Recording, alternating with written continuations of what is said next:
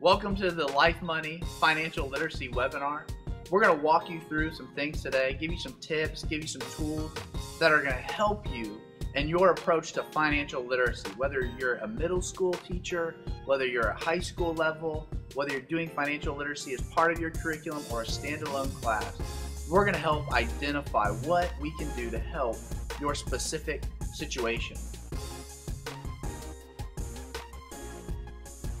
As a result of Senate Bill 311 and House Bill 1, financial literacy has created somewhat of a matrix of uniques. What do I mean by that? Financial literacy has created a grid of teachers that are all in the same field but have different scenarios. Some educators have middle school financial literacy or high school financial literacy. Some come from a scenario where they have funding available for materials. Some come from a scenario where they don't have any funding available for materials. And it becomes very tricky to navigate. How do we make the financial literacy initiative successful in your unique scenario? Financial literacy has kind of been a curveball for a lot of educators where they might not have a financial literacy background or training in that field. And so they might not feel 100% comfortable in teaching that information. Or they're scrounging around, searching the web high and low, looking for financial literacy materials that make sense for their scenario, their students, and their classroom. We're going to help you with that. We're going to walk you through and identify your specific scenario, help you with some tools to equip you with greater confidence to bring financial literacy to your classroom. And so our goal is simple. Our goal is to help you remove some of that extra research work, some of that extra grind work off your plate. What do we mean by that? Well, typically, financial literacy teachers, family consumer sciences teachers, are spending a lot of time researching and reading and building their own curriculum from ad hoc. We want to help remove some of that work off your table, off your plate, so you can be greater focused on how you're going to engage students, measure your success, and feel more confident in teaching financial literacy. Let's take a second and identify the power of a single seed. What can that seed really accomplish? Well, let's take a break and picture in your mind a field, a cornfield, a vast, huge cornfield. And you're standing there facing this cornfield. It's a beautiful Ohio day, and you are looking over this vast stretch of cornfield. Now let's pretend that you begin to rise up. Let's say you're in a hot air balloon. And if you're afraid of heights, well, just bear with us and we'll get through this together. But you're rising up in the air in a hot air balloon, and as you get higher and higher, you begin to see the cornfield take shape, and this wide expanse. And as a result of that expanse, you begin to see the parameters of that cornfield, that rows and rows of corn are developing, that acres and acres of this field are beginning to enter your vision. Let me ask you a question. How purposeful do you think the farmer was in designing that cornfield? What do you think the intentions of the farmer were when he was putting seed in the field, when he was cultivating the field? How do you think he went about that process? Did he take time identifying what would be best? Did he take time looking at different seed, different techniques, different things he could do to get the most yield from his crop? And then let's ask the question, where did the field start? We can take the entire field and we can look at the previous seeds that were planted. That field was planted by seeds that had already come to be, that started from other seeds that came before them. And if we trace back the entire field, what we can find is that maybe the entire field came from a single row of seeds the year before. And then what about a row? Maybe that entire row came from a single stalk the year before that. And then what about that stalk? Maybe that stalk came from one seed the year before that. What am I getting at? Understanding the power of that entire field can all be traced back to one grandfather seed. Just like this grandfather seed, you represent the power to shift and change and create the financial literacy picture your students live the rest of their life with. They're going to go on to teach their sons, their daughters, the lessons that they're learning in your classroom as a result of your engagement, as a result of your care, as a result of your passion for their future. For most family consumer science teachers that I talk to and I have the privilege of learning from, They find that the passion is there, the diligence is there, but the vision of what they need to accomplish with financial literacy is blurred. How hard is it to navigate when maybe you wake up in the middle of the night, you're not all the way awake, and your vision is blurred? It can make things difficult. Some educators even struggle with the definition of what is financial literacy.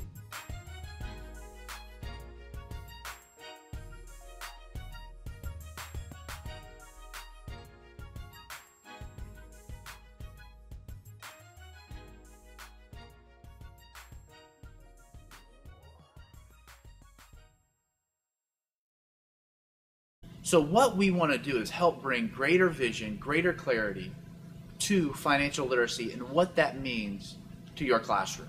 Now, the goal of financial literacy is pretty simple to articulate and difficult to execute.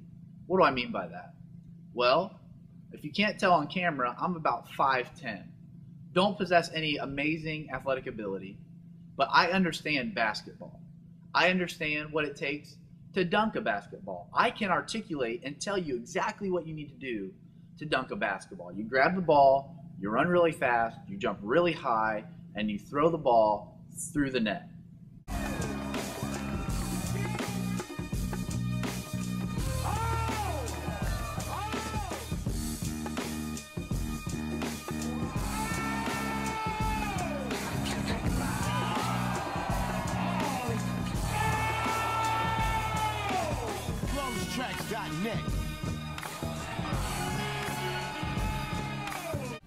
But my ability to execute dunking a basketball is impossible unless I'm busting out a step stool or I'm dunking on my little daughter's Nerf hoop.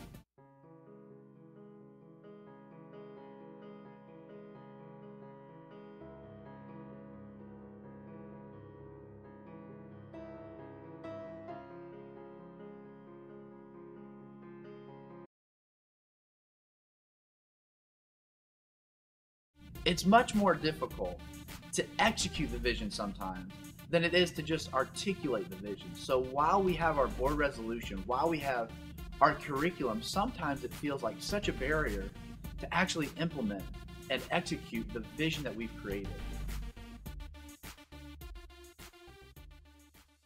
Looking deeper into our approach, we actually want to create a financial literacy toolbox for you, that we become almost a clearinghouse resource for you to constantly reference through free information, free stuff, free resources that we'll create to help you in that journey.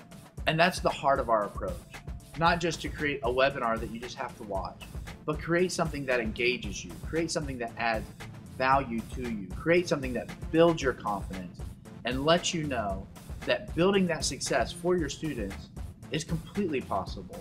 If you have questions regarding financial literacy, you'll see our contact information, and we want to make that available to you so you can contact us for any questions you have. We want to help you in your journey. We began asking questions from leaders at the Ohio Department of Education, from leaders at the State Treasurer's Office who originally created the legislation, from other leaders across the state, other educators across the country. So we come at this with a solution approach, not just problem identification, not just looking at, oh, here we are, but literally creating solutions that are easily applicable to you. Let me ask you a question.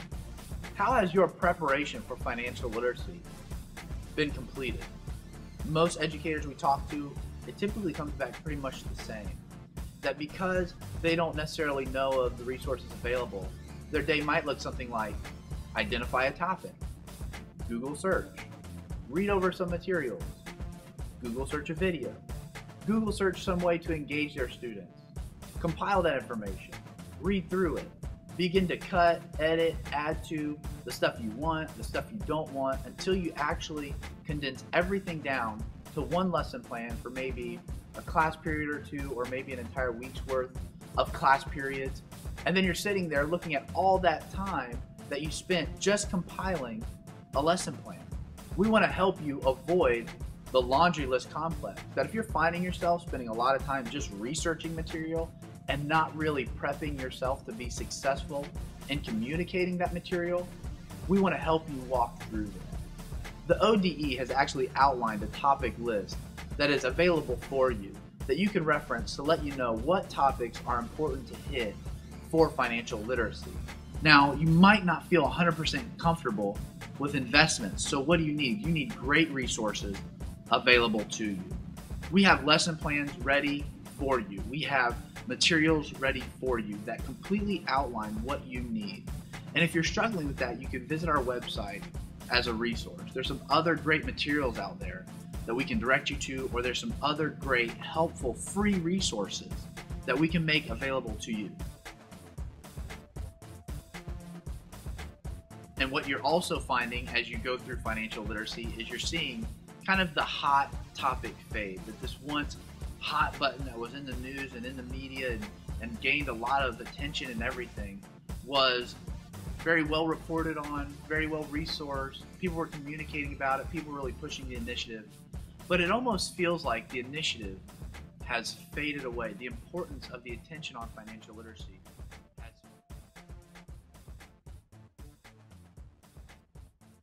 And so we don't want to just ease off of financial literacy, because we have a sincere passion to see your students and yourself financially literate, financially successful, financially confident in decision making every day in everyday life situations.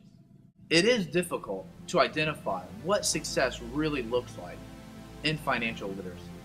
And so we want to make available to you an online assessment. It's a secure assessment that is free for you. It's a great resource.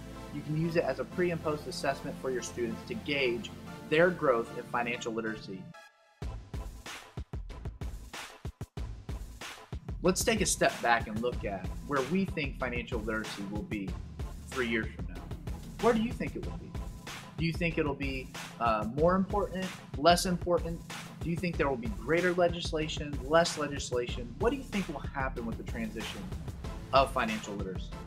Well, our heart, our passion is to see financial literacy grow, that the educators are more equipped to teach financial literacy, that students are experiencing that success at a personal level in their decision making, and they know what it feels like to be financially successful, that when they leave your class and the questions of life kind of go with them, that they'll have reference there, that they'll have confidence there, that they'll have a true knowledge, a true education of what financial literacy is. So how can you help create that in your classroom?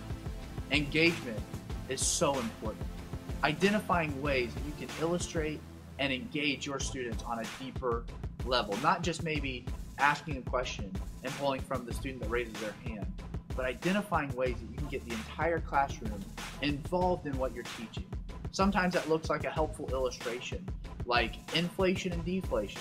Take a balloon, blow it up, let go, let it just fly all over the room, and communicate the risks, the dangers of deflation. Identifying those creative measures you can do to communicate these complex ideas of financial literacy. It's not easy explaining to a student what compound interest is, but just like our example of the seed, connecting that to a real life example of how compound interest grows over time and multiplies over time is helpful for them to connect real life to the financial literacy principle. What can the lifelong impact truly be on a student? What can your impact really be on their futures? We personally believe that through healthy financial literacy education, through equipped educators, through measurable assessments, through engaging materials, that students will actually be created and develop millionaire behavior in your classroom. What do I mean by that? What I mean is that every student will develop the life skills, the behaviors, the knowledge they need to begin living like a millionaire. Not some lavish lifestyle, but understanding how to budget, understanding what investments really mean to their future, understanding the value of their retirement plan that an employer might offer, building those concrete blocks that they need to build financial literacy.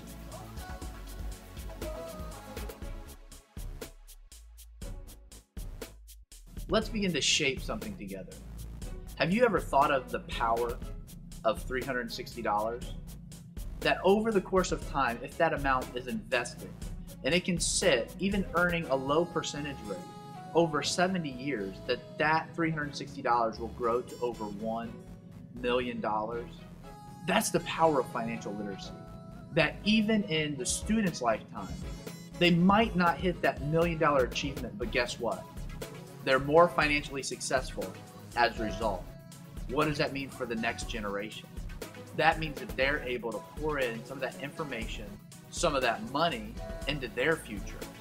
Now you look at the power of a student who's now an older adult who has the ability to set the financial future of their children because of the financial success they learned in your classroom. Wow, is that powerful? Wow, is that exciting to know that you're literally going to attack the #1 cause of divorce in our country, money.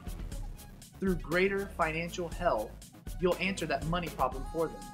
Did you also know that millionaires have a 4% divorce rate? That as they get more financially healthy and they understand the power of making those decisions, that there's a ripple effect that happens in their decision-making process. And they will not just be more financially healthy in life, they'll be more healthy in life in every way.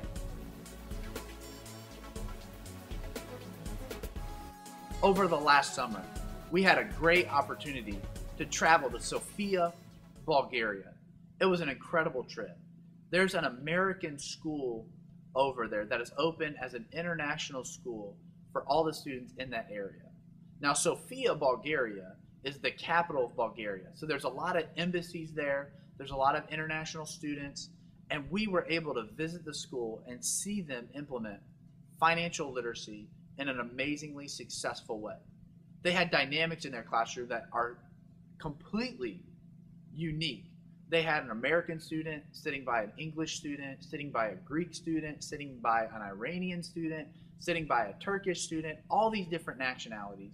And even deeper than that, different religions represented, different economic backgrounds represented, from a poor student who's there on scholarship and a rich student who's literally picked up by a driver and a security guard every day. What a dynamic classroom. And in this classroom, we got to see financial literacy be successful. So no matter what your scenario is, take that as a point of encouragement that you can create financial literacy success for your student in any classroom environment you face. And I think that helps us be more powerful. I think looking at the global view of what everybody's facing, what is going on around the globe, and bringing that to a personal application to us helps us have a greater understanding, greater perspective of what we have available to us here in Ohio.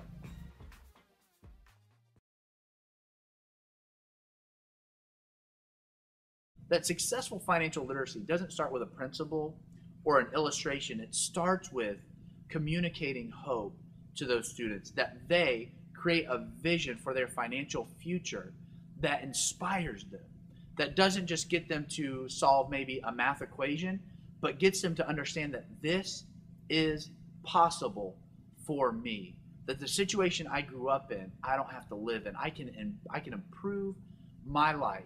And not only that, but I can improve my life in such a way that I can leave a legacy for other people, that I can invest money in my community, that I can give to charities, that my children can come up, be raised, and not understand the same financial challenges that I had to face. That is inspiring. And that is the core, that is the passion, that is what we believe. And that is what we want to help you accomplish. So what are some ways that you can accomplish that? I would say identifying a pre and post assessment, something that's useful to you, helpful to you, that you can get your students engaged on so you can measure that success. Getting them engaged on a deeper level, having them go from the principle to application so they understand how to calculate a debt payment. But what does that mean for them and the budget that they expect? They understand that they have to get a job and make money, but do they understand the relationship between earnings potential and their education? Pulling in that engagement, creating that hope, will allow the principles and the content that you teach to be powerful. Just like that field needs toil, just like the dirt needs turned over and prepared, you're going to begin to turn over and prepare the palette, the canvas, the heart of these students to receive this information. Our hope is that you're feeling more confident. You're beginning to feel that hope. and you're feeling inspired to bring financial literacy success in a greater way. What are some things that you can do as a result of that? Well, we actually have a list of financial literacy intro videos that can be free and accessed available to you. You can just stream them, you can just download them, you can do anything you want with them to create a greater engagement. It's so much fun for a student to just almost switch it up in the smallest of ways. Just throw in a curveball. Or maybe you can pull in professionals from your community. What you'll also find is they can typically speak very direct and with way more clarity to a principal because they are a professional in that concept. And what we found is we've reached out to other professionals that they're completely approachable and helpful in this process. That you could have maybe an insurance agent come in to your classroom and share about insurance. That you could contact a local bank and have a bank professional come in and talk about some of the banking tools they have. Local entrepreneurs love getting behind financial literacy. Contacting a business owner in your area, inviting them to come in and talk about what it took to build that successful business, what it takes to create that financial success, not only personally, but in a business setting, to the point where you're creating more jobs and more financial success for other people. Now, if you would, in your mind, go back to your cornfield. But let's pretend it's years prior and nothing has touched that field. That there is no corn, it is just a blank canvas of dirt. And in your hand, in the palm of your hand, you have one corn seed. Let me ask you a question. What will that seed create? It'll create one stalk of corn. It won't create an apple tree, won't create a grapevine.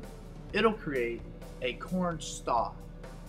You're going to duplicate who you are. That the DNA of who you are as a professional and as an educator and your approach to financial literacy is going to be mimicked and modeled and duplicated in your students.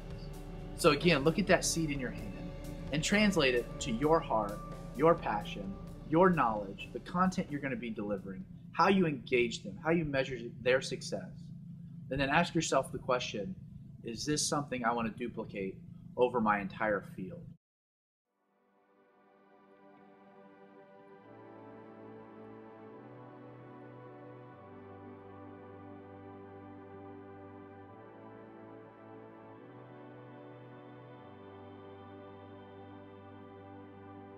So are there small adjustments that you can identify that will make that seed greater in its duplication, more healthy in its ability to connect with a student? Now that you've duplicated that seed and your field is populated with all this wonderful corn, and you're looking back and you're standing there enjoying your success, ask yourself the question, are you feeling successful?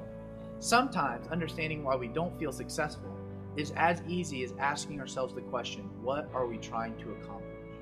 That in your classroom, you need to identify what you want to accomplish, not just try to navigate kind of the muck that has been financial literacy, but clearly identifying what your goals, what your vision are for that class period, whether you're teaching financial literacy as a standalone class or over an entire semester or whatever your unique situation is, that you identify what do I clearly want to achieve in the time available with my students.